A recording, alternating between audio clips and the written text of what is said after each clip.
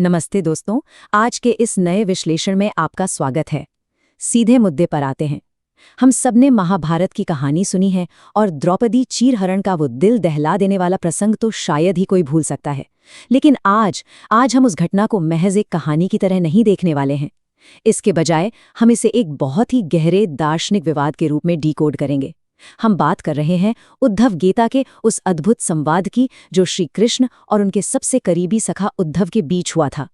यह पूरी चर्चा कर्म, हमारी स्वतंत्र इच्छा यानी फ्री विल और उसमें भगवान की असल भूमिका के इर्द गिर्द घूमती है। तो चलिए बिना किसी देरी के इस गहरे विश्लेषण को शुरू करते हैं। अब आपके मन में भी कभी न कभी ये सवाल जरूर आया होगा, है ना? जब भी हम दुनिया में दुख या पीड़ा देखते हैं तो हम अक्सर सोचते हैं भगवान ने पीड़ा को रोकने के लिए पहले ही हस्तक्षेप क्यों नहीं किया। और आपको जानकर हैरानी होगी कि बिल्कुल यही तीखा और चुभने वाला सवाल उद्धव ने श्री कृष्ण से पूछा था। सच कहूं तो ये सवाल हमारी उस स्वाभाविक शंका को एकदम सही ठहराता है जो अक्सर हमें ईश्वरीय हस्तक्षेप के बारे में महसूस होती है। तो चलिए इसे गहराई से समझते हैं। जरा उस पल की कल्पना कीजिए। उद्धव, जिनके गले में रुलाई अटकी है और आंखों में आंसू हैं, कृष्ण से सीधे तौर पर टकराते हैं। वो कहते हैं, अगर आपने संकट के समय में अपनों की सहायता नहीं की तो आपको आपात बांधव कैसे कहा जा सकता है? क्या यही धर्म है? मतलब उद्धव सीधे कृष्ण की मित्रता पर सवाल उठा रहे हैं। आपात बांधव का अर्थ ही है संकट का साथी, और उद्धव पूछ रहे हैं कि जब सबसे ज्यादा जरूरत थी तब आप कहाँ थे? ये मानवीय पीड़ा और ईश्वरीय निष्क्रियता के बीच का एक बहुत ही सीधा और गहरा टकराव है। अब आते हैं उद्धव की सबसे गहरी नैतिक दुविधा पर। देखिए, उद्धव यहाँ सिर्फ भावनाओं में बहकर बात नहीं कर रहे थे, वो बहुत ही लॉजिकल सवाल पूछ रहे थे। उन्होंने पूरी घटना का जैसे पोस्टमार्टम कर दिया। उन्होंने पूछा, भाई धर्मराज युधिष्ठिर को जुआ खेलने से रोका क्यों नहीं? अच्छा, अगर नहीं रोका तो अपनी शक्तियों से पासों का खेल युधिष्ठिर के पक्ष में पलट क्यों नहीं दिया? और जब बात इतनी बिगड़ गई कि वो अपने भाइयों को, यहाँ तक कि द्रौपदी को दांव पे लगाने लगे, तब आपने कुछ क्यों नहीं किया? और सबसे बड़ा सवाल, आपने तब तक इंतजार क्यों किया जब तक द्रौपदी लगभग अपना शील नहीं खो रही थी? ये सवाल सच में अंदर तक झकझोर देते हैं ना। द्युत क्रीड़ा यानी जुए के खेल में विवेक का होना। और ये बात बहुत ही शानदार तरीके से दर्शाती है कि कृष्ण इस पूरी स्थिति को शुद्ध भावनाओं के बजाय कैसे पूरी तरह से तर्क के साथ संभालते हैं। उनका जवाब हमारी आम सोच से बिल्कुल अलग है। कृष्ण कहते हैं कि भाई ये तो सृष्टि का नियम है कि जीत हमेशा विवेकवान की होती है, यानी जिसमें समझदारी हो। अब आप कहेंगे कि दुर्योधन कैसे समझदार हो गया? लेकिन कृष्ण का तर्क देखिए। दुर्योधन जानता था कि उसे जुआ खेलना नहीं आता, इसलिए उसने अपने मामा शकुनी को खेलने के लिए आगे कर दिया। इसे कहते हैं व्यवहारिक विवेक। दूसरी तरफ युधिष्ठिर को भी जुआ खेलना नहीं आता था, लेकिन उन्होंने क्या किया? उन्होंने कृष्ण को अपनी ओर से खेलने के लिए नहीं कहा, बल्कि खुद खेलने बैठ गए। ये ग्रंथ हमें एक बहुत ही हैरान करने वाला सच बताता है कि नियम निष्पक्ष होते हैं और जो स्ट्रैटेजी में समझदारी दिखाता है, पलड़ा उसी का भारी होता है। स्वतंत्र इच्छा यानी फ्री विल की सीमाएं। अब हम इस चर्चा के एक बहुत ही दिलचस्प मोड़ पर पहुंचते हैं। क्या भगवान अपनी मर्जी से कभी भी कुछ भी कर सकते हैं या उन पर भी कोई पाबंदी है? स्रोत सामग्री बताती है कि हाँ, कृष्ण पर कुछ अदृश्य सीमाएं थीं, और मजे की बात यह है कि ये सीमाएं किसी और ने नहीं बल्कि खुद युधिष्ठिर ने लगाई थीं। दरअसल युधिष्ठिर इस खेल को गुप्त रखना चाहते थे। हम सब कभी न कभी ऐसा करते हैं ना, जब कुछ गलत कर रहे होते हैं तो सोचते हैं कि भगवान ना देखें। युधिष्ठिर ने प्रार्थना की कि जब तक वो खुद न बुलाएं, कृष्ण सभा के बाहर ही रहें। यहीं पर फ्री विल का सबसे बड़ा ट्रैप सामने आता है। उन्होंने अपनी स्वतंत्र इच्छा का इस्तेमाल करके ईश्वर को दूर रहने पर मजबूर कर दिया। इस पर कृष्ण का जवाब सुनिए। वो कहते हैं, उन्होंने मुझे अपनी प्रार्थना से बांध दिया। मैं कक्ष के बाहर इंतजार कर रहा था कि कब कोई मुझे बुलाता है। मतलब कृष्ण सचमुच बाहर खड़े इंतजार कर रहे थे। ये दिखाता है कि कैसे हमारी अपनी चॉइस, हमारे अपने फैसले भगवान के हस्तक्षेप को रोक देते हैं। क्योंकि उन्हें अंदर आने से मना किया गया था, इसलिए वो उस प्रार्थना के नियम से बंधे हुए थे। ये मानवीय इच्छा का सम्मान करने का एक बहुत ही गहरा उदाहरण है। तो फिर कृष्ण ने इतना इंतजार क्यों किया? अब आते हैं इस प्रसंग के सबसे दर्दनाक हिस्से पर। जब सब कुछ हाथ से निकल रहा था तब भी कृष्ण ने आकर उसे रोका क्यों नहीं? घटनाओं के क्रम को देखिए। पहले युधिष्ठिर प्रार्थना करते हैं कि कृष्ण दूर रहें। फिर दुशासन द्रौपदी को घसीटता हुआ सभा में लाता है। जरा सोचिए, भीष्म और द्रोण जैसे महारथी वहां सिर झुकाए खामोश बैठे थे। शुरुआत में द्रौपदी पूरी तरह से अपनी शारीरिक शक्ति के दम पर संघर्ष करती है।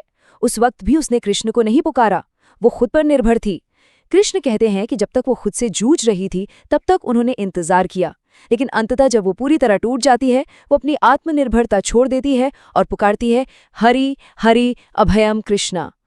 तो सबसे अहम बात यह है कि हस्तक्षेप तब हुआ जब अपना अहंकार और खुद पर निर्भरता पूरी तरह से खत्म हो गई। कृष्ण ने ठीक उसी सेकंड हस्तक्षेप किया जब द्रौपदी ने स्वयं पर निर्भरता छोड़ दी और उन्हें सच्चे मन से पुकारा। जैसे ही उसने अपने बल का मोह छोड़ा, कृष्ण ने बिना एक पल की देरी किए उसके शील की रक्षा की। इस दर्शन के अनुसार जब ईश्वर को वास्तव में आमंत्रित किया गया, तब उन्होंने तुरंत अपना काम किया, भगवान एक मौन साक्षी के रूप में।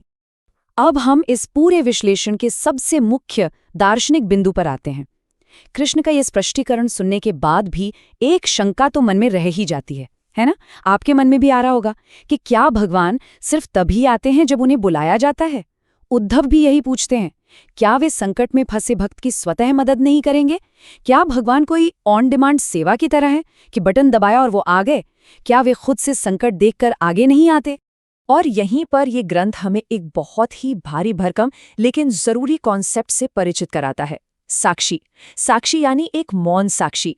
इस दर्शन के अनुसार ईश्वर कोई माइक्रो मैनेजर नहीं है जो आपकी जिंदगी का हर छोटा बड़ा फैसला ले रहा हो। वो एक ऐसी उपस्थिति है जो न तो आपके जीवन में हस्तक्षेप करती है और ना ही उसे चलाती है। वो सिर्फ एक निष्पक्ष दर्शक की तरह आपके व्यक्तिगत कर्मों के अनुसार सब कुछ केवल देखती है। इसका सीधा सा मतलब ये है कि हम में से प्रत्येक व्यक्ति का जीवन कड़ाई से उनके स्वयं के कर्मों के फलों के आधार पर ही चलता है। जो कुछ भी होता है वो कोई ईश्वरीय नाटक नहीं है। हमारे कर्मों और उनके परिणामों का पूरा भार हमारी अपनी फ्री विल पर है। सीधी सी बात है, हम जो बोते हैं अंत में वही काटते हैं। चलिए अब इसके अंतिम दार्शनिक सत्य को समझते हैं। अब जरा इस प्राचीन दर्शन को हमारे आज के वास्तविक जीवन पर लागू करके देखते हैं, क्योंकि अगर भगवान सिर्फ एक मूक दर्शक हैं तो फिर नैतिकता का क्या ही मतलब रह जाता है। उद्धव को भी इस बात पर थोड़ी चिढ़ होती है और वो एक व्यंग्यात्मक लहजे में पूछते हैं, तो इसका अर्थ ये हुआ कि आप हमारे समीप खड़े रहकर हमारे सभी दुष्कर्मों का निरीक्षण करते रहेंगे? मतलब हम पाप करते रहें और आप बस साक्षी बने रहें? ये सवाल बिल्कुल जायज लगता है। एक निष्क्रिय भगवान के होने का आखिर क्या फायदा? और तब कृष्ण वो जवाब देते हैं जो सच में सोचने का नजरिया बदल देता है। वे कहते हैं कि यदि मनुष्य वास्तव में मौन साक्षी की निरंतर उपस्थिति को गहराई से महसूस कर ले, तो वो कोई बुरा काम कर ही नहीं सकेगा। जरा सोचिए, अगर आपको हर पल ये एहसास हो कि ईश्वर साक्षी के रूप में ठीक आपके बगल में खड़े होकर आपको देख रहे हैं, तो क्या आप कोई पाप कर पाएंगे? बिल्कुल नहीं। ये एहसास ही कि मुझ पर हमेशा नजर रखी जा रही है, इंसान के नैतिक विकल्पों को जड़ से बदल देता है। अब यहाँ सबसे दिलचस्प बात क्या है पता है? उद्धव को अचानक इस सत्य का बोध होता है। संकट में भगवान को पुकारना तो केवल एक सेकेंडरी रिएक्शन है। असल बात तो ये है कि अगर आप भगवान को निरंतर साक्षी मान लें तो वो संकट शुरू ही नहीं होगा। युधिष्ठिर का असली अज्ञान ये नहीं था कि उन्हें जुआ खेलना नहीं आता था। उनकी मूर्खता इस भ्रम में थी कि वो भगवान से कुछ छिपा सकते हैं। अंततः इस साक्षी को भूलने के कारण ही तो हम सारी सांसारिक परेशानियों में डूबते चले जाते हैं। तो चलिए आज के इस विश्लेषण को हम इसी सवाल के साथ खत्म करते हैं। जरा सोचिए, सच में सोचिए, यदि हम सच में ये मानते कि एक मौन साक्षी हमेशा हमारी हर एक गतिविधि देख रहा है, तो हमारी पसंद और फैसले कैसे बदल जाते? इस प्राचीन संवाद को कल सुबह उठकर अपने रोजमर्रा के जीवन से जोड़कर देखिएगा। अगर आपको ये पक्का विश्वास हो जाए कि आपकी हर सोच का कोई मौन साक्षी है, तो क्या आपके फैसले बदलेंगे? इस पर जरूर विचार कीजिएगा। आज की इस चर्चा से जुड़ने के लिए बहुत बहुत धन्यवाद।